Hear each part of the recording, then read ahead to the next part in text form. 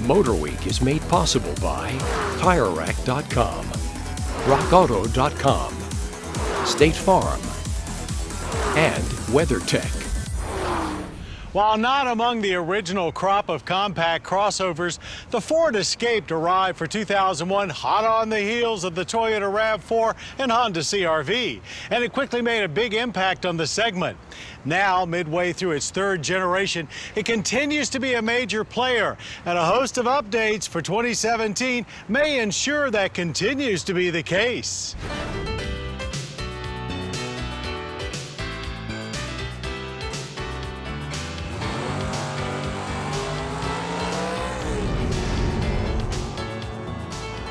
Nothing's hotter than small crossovers right now, so Ford probably could have kept business as usual for their compact Escape and been just fine, as they sold over 300,000 of them in the U.S. last year. But that's not how things work at Ford these days, or the auto industry in general. So for 2017, a freshened Escape drives into the scene. Ford certainly gives you plenty of powertrain options. Base S Escapes come with a normally aspirated 168 horsepower 2.5-liter i4 in front-wheel drive only. SE and titanium trims come with Ford's 1.5-liter EcoBoost with 179 horsepower, and all-wheel drive is available. Also optional is this 2-liter EcoBoost, which rates 245 horsepower and a stout 275 pound-feet of torque. All engines work with a 6-speed automatic transmission. Max towing is good for the compact class at 3,500 pounds. The 2-liter feels plenty peppy on the street with gearing clearly designed for acceleration. We actually got complaints of this being too much engine for this vehicle, highly unusual from our power-hungry crew.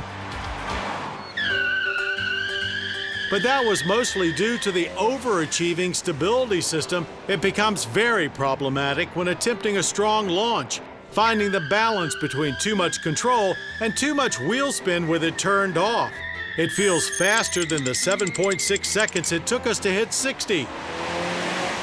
Especially as once the transmission hits second and gets good traction, it really takes off.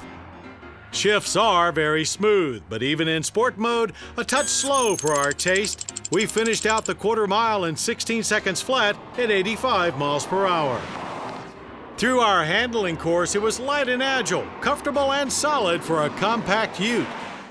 A 107-foot average for braking from 60 is quite good, but there's a very artificial feel to the pedal, and some aggressive pulling to the side on initial braking keeps the results from being perfect.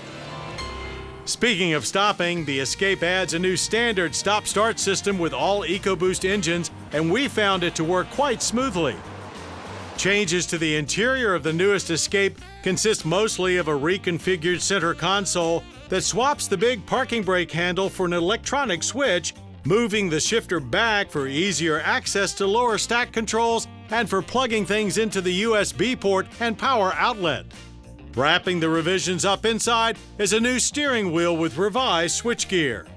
Seating is a tale of two spaces, with abundant room and coziness for those in front, but marginal legroom and comfort for rear seat passengers.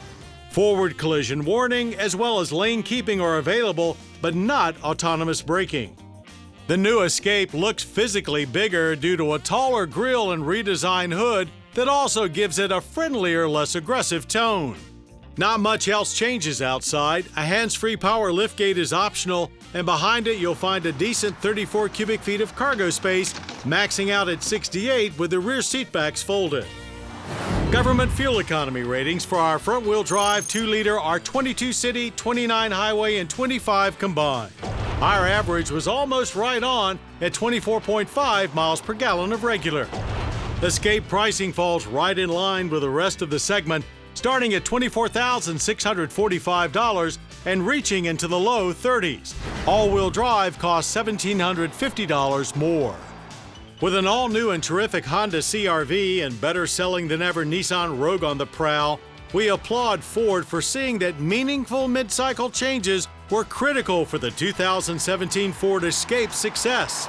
It is now about as techno-savvy as the compact utility segment gets, and certainly a fine choice in the ever more crowded crossover world.